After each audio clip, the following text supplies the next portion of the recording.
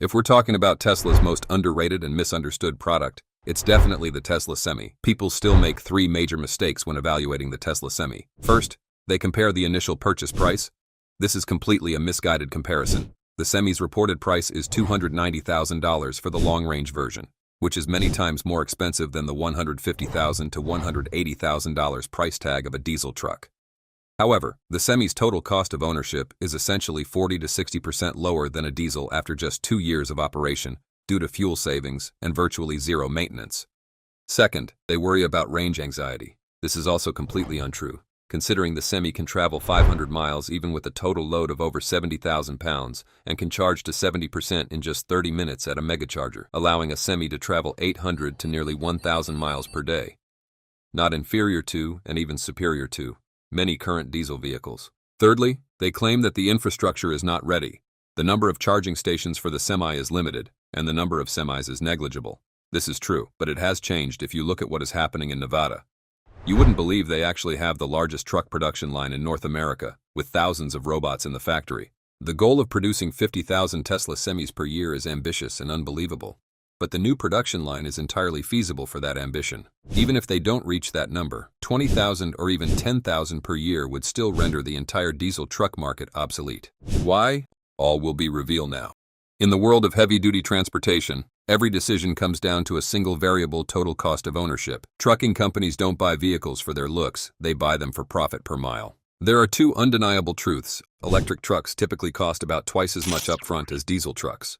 But electricity is consistently cheaper than diesel fuel, especially during periods of geopolitical instability, when diesel prices tend to spike dramatically. Let's set aside the purchase price for a moment, since that's a short-term factor, and focus on long-term benefits. No one buys a truck to use for just a few weeks or months. These vehicles are expected to operate for decades and cover hundreds of thousands of miles. According to the latest report from the American Transportation Research Institute, the total operating cost of a traditional diesel truck is about $2.26 per mile. This includes $1 for driver wages and benefits, $0.6 to $0.7 for fuel, $0.33 for truck payments, $0.2 for maintenance, and $0.15 for insurance. As you can see, aside from driver compensation, fuel is one of the largest expenses, typically around $0.6 to $0.7 per mile, and it fluctuates heavily with global oil prices. Ongoing geopolitical tensions, such as U.S.-Iran relations and conflicts in the Middle East, have pushed diesel prices to multi-year highs. The current U.S. national average is around $5.4 to $5.6 per gallon, while in California, prices have reached record levels exceeding $7.5 to $7.75 per gallon.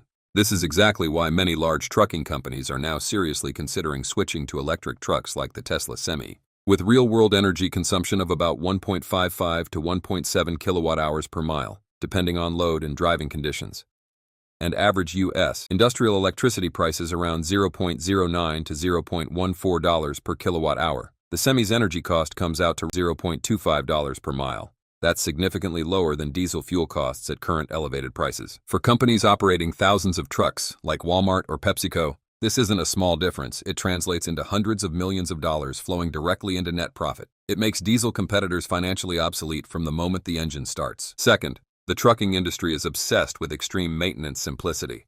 A diesel engine is a maze of failure points: turbochargers, 12-speed transmissions, complex emission systems, spark plugs, oil filters. The list goes on. Every time a diesel truck is stuck in the shop, the company doesn't just pay for repairs. It also loses revenue from downtime. The Tesla Semi eliminates most of these concerns entirely. It has no multi-speed transmission, no exhaust system, and most importantly, it uses regenerative braking. In a diesel truck, hauling 36 tons downhill puts enormous strain on the brake pads. With the Semi, the electric motors slow the vehicle while feeding energy back into the battery, meaning brake wear is minimal. Data from pilot fleets shows that routine maintenance costs for the Semi are about 50% lower than for diesel trucks. When your vehicle is operational 95% of the year instead of 80%, you gain a decisive competitive advantage. Another major barrier for electric trucks in the past was charging time. Tesla has addressed this in a highly practical way with its 1.2 megawatt megacharger system. U.S. regulations require drivers to take a 30-minute break after every 8 hours of driving. The Tesla Semi can recharge up to 70% of its battery in that same 30-minute window. This means range is no longer a real constraint. The truck operates while the driver works and charges while the driver rests, as required by law. No wasted time. On top of that, The instant torque of electric motors allows the Semi to maintain speeds of 65 miles per hour while climbing hills, whereas diesel trucks may slow to around 35 miles per hour under the same conditions. The result: faster deliveries, less driver fatigue, and more trips completed per year. It's no coincidence that electric trucks are increasingly being prioritized for government incentives. With the Tesla Semi, orders are rising rapidly as trucking companies are eager to get their hands on it because, fundamentally, it's a future-proof vehicle. Owning a Tesla Semi isn't just about solving today's cost equation.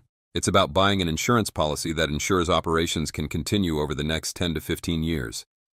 What's especially compelling is that, after incentives such as California's HVIP program, the effective price can drop to around $170,000 to $180,000. At that point, the gap compared to a diesel truck shrinks to roughly $30,000. With fuel savings of about $5,000 per month, a company can recover that difference in as little as 6 months. Okay, that's why transportation companies all want Semis in their fleets. The Tesla Semi isn't the only electric truck out there, but it's currently the best one available. The market offers plenty of other electric trucks, such as the Freightliner eCascadia, Volvo VNR Electric, as well as models from Kenworth and Peterbilt. They're all solid electric trucks that can compete with the Tesla Semi. Some of them even have more eye-catching designs. So what makes the Tesla Semi consistently the top choice? The secret isn't in its sleek appearance, it's underneath the composite shell, where Tesla has completely redefined how a heavy-duty truck is built. Instead of trying to electrify an old diesel chassis like its competitors, Tesla built the Semi around 2 core platforms, the 4680 battery cells and a 48-volt low-voltage architecture. First, let's talk about the heaviest yet most critical component of this beast. Yeah, this is the Semi battery pack. It's a massive 4680-based battery pack we've ever seen. By 2026, Tesla has fully mastered the dry cathode manufacturing process for 4680 cells, significantly boosting energy density while driving production costs down to record lows. Based on an energy consumption rate of about 1.7 kilowatt-hours per mile, a long-range 500-mile Tesla Semi would carry an enormous battery pack in the range of roughly 850 to 900 kilowatt-hours. With older battery technology, a pack this large would be so heavy that it would nearly eliminate the truck's payload capacity. Switching to 4680 battery cells, along with a series of smaller refinements, has allowed Tesla to cut as much as 1,000 pounds from the new version compared to early prototypes. In the freight industry, that 1,000 pounds isn't trivial.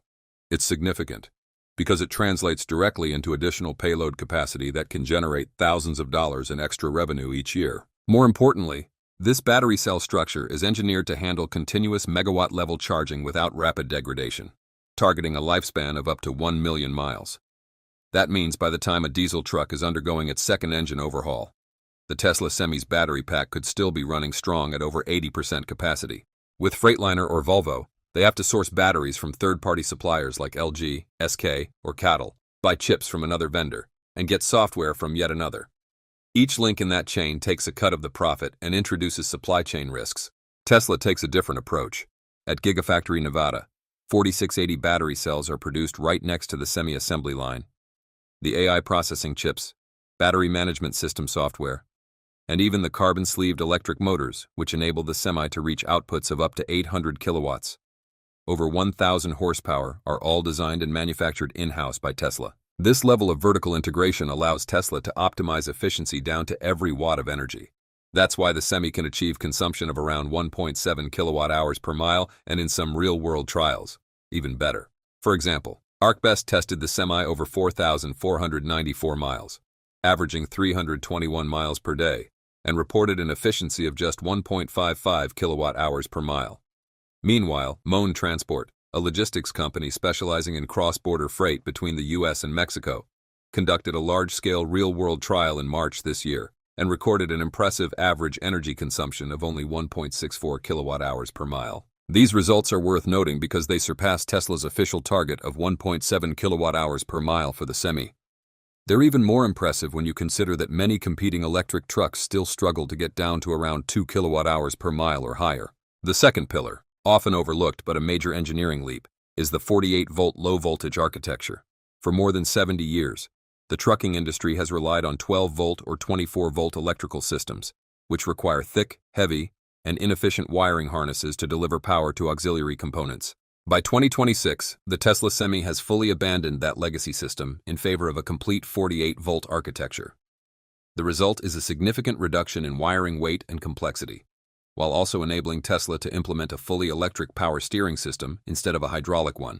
This electric steering system is not only more precise and immune to fluid leaks, but also far more energy efficient. It also lays the groundwork for Tesla to integrate a dense array of sensors for full self-driving without overloading the vehicle's electrical system. Finally, you can't ignore the durability of the powertrain. The Tesla Semi uses 3 independent motors on the 2 rear axles. One motor operates continuously at optimal efficiency when cruising on the highway, while the other 2 automatically engage when extra power is needed for acceleration or climbing. This design not only delivers impressive performance, allowing a fully loaded truck to accelerate from 0 to 60 miles per hour in just 20 seconds, but also provides built-in redundancy. If one motor fails, the truck can still continue to a service station using the remaining 2. With a diesel truck, if the engine or transmission fails, the vehicle essentially becomes dead weight stranded on the road. It's this combination, the high energy density of 4680 batteries, the streamlined 48-volt architecture, and complete vertical integration of technology, that turns the Tesla Semi into a true hardware beast with no real rival. It's not just more durable and more powerful, but also smarter than any truck that has come before it. Now let's address a paradox that many skeptics often bring up about Tesla, the charging infrastructure for the Semi. In reality, the limited rollout of megacharger stations wasn't a weakness, it was a highly practical oil spill strategy. When people talk about barriers to electric big rigs, they often say, Tesla is hyping it up, but you can count the megacharger stations on one hand. That's not entirely wrong, but it misses the bigger picture of synchronization. Tesla understands a fundamental rule of economics. Building thousands of megawatt-scale charging stations when only a few dozen semi-prototypes are on the road would be a massive waste of capital. However, moving into 2026 as the so-called Giga Semi factory in Reno, Nevada ramps up mass production toward 50,000 trucks per year, this bottleneck is quickly becoming irrelevant. Before 2026, Tesla focused on a depot charging approach. They partnered directly with major customers like PepsiCo and Walmart to install charging stations at their own distribution centers. This was a smart move. Tesla didn't need nationwide coverage right away, yet it still ensured the Semi could operate 24/7 on fixed routes. But once production scales to tens of thousands of units, long-haul demand will surge. That's when Tesla shifts to Phase 2, partnering with major truck stop operators like Pilot Travel Centers. Plans to deploy 66 megacharger stations across 15 states by early 2027 show that the infrastructure is expanding at exactly the right time to support the growing fleet. In fact, in early March, Tesla announced the completion and opening of its first public megacharger station for the Tesla Semi in Ontario, California, marking a key milestone in this rollout strategy. This is just one of the 66 megacharger stations Tesla plans to build across the United States to support the growing fleet of semi-trucks being produced at its Nevada factory. These megachargers can deliver up to 1.2 megawatts of power, allowing a Tesla Semi to recharge up to 60% of its battery in just 30 minutes. Tesla chose Ontario as the site for this megacharger station because of its strategic location within one of the world's busiest freight corridors, right at the junction of Interstate 10 and Interstate 15 near Los Angeles. This makes it a critical link in the broader logistics network. Until now, Tesla's full self-driving software for the Semi has made significant progress, millions of miles of real-world data collected from fleet operators like PepsiCo. As you can see, additional cameras have been integrated around the mirrors and along both sides of the Semi to further enhance its autonomous driving capabilities. Even without reaching full driverless autonomy, full self-driving on the Semi can function at a supervised autonomy level. That means the driver only needs to remain in the cabin to monitor the system while the truck handles most of the driving. With this capability, driver fatigue could be reduced by around 30%, accidents could decrease, and lane-keeping efficiency would improve significantly.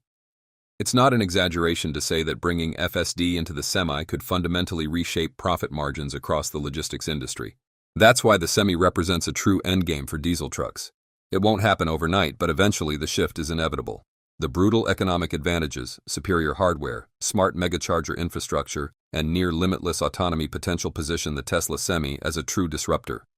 Loud, smoke-belching diesel trucks will gradually be phased out. And that wraps up today's episode. What do you think about the Tesla Semi and its advantages compared to diesel trucks? Drop a comment below. Thanks for watching, and see you next time.